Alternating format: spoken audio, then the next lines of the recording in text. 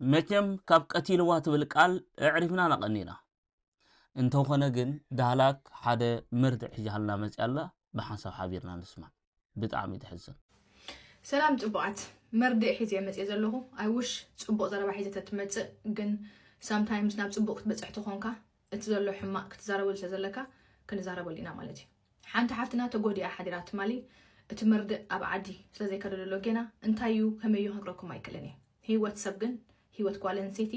ትማሊ ሓሊፉ ሓዲሩ ብኢድ ወዲ ተባዕታይ ኣብ መጠረሽቲ እውን ንሱ ንነብሱ በዓል እውን ሓስዩ ማለት እዩ ሰው ክልተ ሰባት ከሲርና ሓዲርና ማለት እዩ እዚ ከዓ ዶሜስቲክ ቫዮለንስ እዩ እቲ ቀንዲ ሱር መሰረቱ ለማዓንቲ ጠፍተ ብላ ጽባሕ ትጸፍዓ ድሕሪ ጽባሕ ከኣኒ ሓኒቕካ ትቐትላ እዩ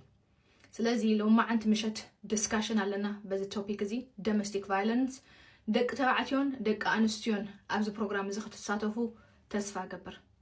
ንሕና ከም መንእሰያት ሓላፍነት ኣለና ኣብ ዓድና ሰብኣይን ሰበይቲ ተጠፋቢልዋ ሓዊና ሓፍቱ ሃሪምዋ ኡይ እንተበለት ጎረባብቲ መጽዮም ዘድሕኑ ኣለዉ ኣብ ኢሮጳ ኡይልካ ሰባት መጽዮም ኣይሕግዙኻን እዮም ቴሌፎን ደውሎም ፖሊስ ይጽውዑ ተቃተል ድመ ጉዳዮም ኣይኮነን ምክንያቱ ንሳቶም ሽግረይ ኣይኮነን ኣብዚ ሽግረይ ከኣቱ ይደልኒ ኢሎም ስለዝሓስቡ ሽዑ ፖሊስ ስጋዕ ዝመፁ ከዓ እንተ ተጥፍእ ዲኻ እንተ ከተጥፍእ ዲኻ ከኣኒ ኣብ መጠረሽቱ ከዓ ከምዚኣ ኾንካ ትርከብ ማለት እዩ እዚ ዘለና ኣሎ ዓዲ ሃገርና ኣይኮነን ከም ናይ ሃገርና ኣነባብራ ክንነብር ኣይንኽእልን ኢና እቲ ዶሜስቲክ ቫዮለንስ ዝበሃል ኣብ ልዕሊ ጓል ኣንስተይቲ ይኹን ኣብ ልዕሊ ወዲ ተባዕታይ ይኹን ከመሰረቱ ካብ ስሩ ምሒና ክንወፅኦን ነውሪ ክንገብሮን ክንክእል ኣለና ባህሊት ያነ ኣብዚ ተኣምኑ ትኾንኩም ሎማዓንቲ ምሸት ምፁ ሓሳብኩም ሃቡ ንራዳዳእ ንዘራረብ ነዚ ነገር እዚ ካጠጦ ክነብሎ ሓቢርና ንስራሕ ናይ ሓደ ሰባት ኣይኮነን ናይ ብሙሉእ ናይ ሕብረተሰብ ሓላፍነት እዩ እዛ ደ ቆልዓ ገዲፋ በዓል ቤታ ገዲፋ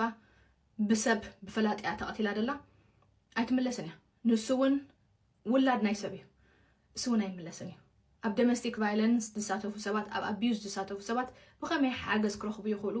ነዚ ኣፍልጦ ኣተኪርኩም ትፈልጡ ሰባት ተሊኹምን ናይ ምሸት ሎማዓንቲ ጆይን ክትገብሩና ተስፋ ገብር እቲ ዝዓበየ ሓላፍነት ግን ሕብረተሰብ ብሓንሳብ ጠጠው ኢሉ ነውሪ ዓገብ ኣይንቐበልን ኢና ጓል ኣንስተይቲ ምትንካፍ ይኹን ወዲ ተባዕታይ ምትንካፍ ይኹን ኢሉ ጠቅብል ከሎ እቲ ዓበየ ስራሕ ስለዝኾነ ነዚ ከዓ ክንሰርሖ ብሓንሳብ ሓቢርና ተስፋ ገብር ኣነ በነይ ክገብሮ ዝኽእል ነገር ኣይኮነን ሓደ በይኑ ክገብሮ ዝኽእል ኣይኮነን እተጣሚርና ሓቢርና ነዚ ዓይነት መንፈስ ካብ ሱሪ ምሒና ካብ ሕብረተሰብና ክንወፅኦ ተስፋ ገብር ሶ ከምዚ ዓይነት ሓዘን ከምዚ ዓይነት ዜና ቀጻሊ መናብርትና ንኸይከውን ማለት እዩ ህይወት ሰብ ነድሕን ነዚ ሎማዓንቲ ንዘራረበሉ መቸም እዚ ክንሰምዖ ፀናሕና ብጣዕሚ ትሕዝን ሓንቲ ሓፍትኻ ብከምዚ ክትጠፍእ ከላ ኣዝዩ ትሕዝን ግድን ዲና ግን ብመቕተልቲ ሽግርና ክንፈትሖ ዘለና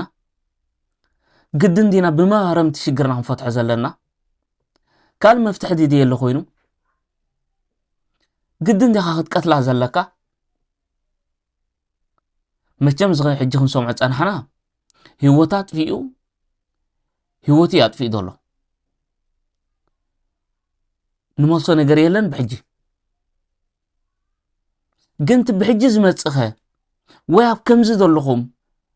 ካል መፍትሒ ከም ዘሎ ትፈልጡ ዶ ሽግር እንተሃሊካ ምዛ ሰብ እዚኣ ግድፍ ኣቢልካያ ካል ነገር ክትፈጥር ኣይትኽእልኒ መቸም ንዛረቦ ነገር የለን ከምዚ ዳህላክ ክትብለና ፀንሐት ኣብዚ ናታ ኣትኹም ክትከታተሉ ትኽእሉ ኢኹም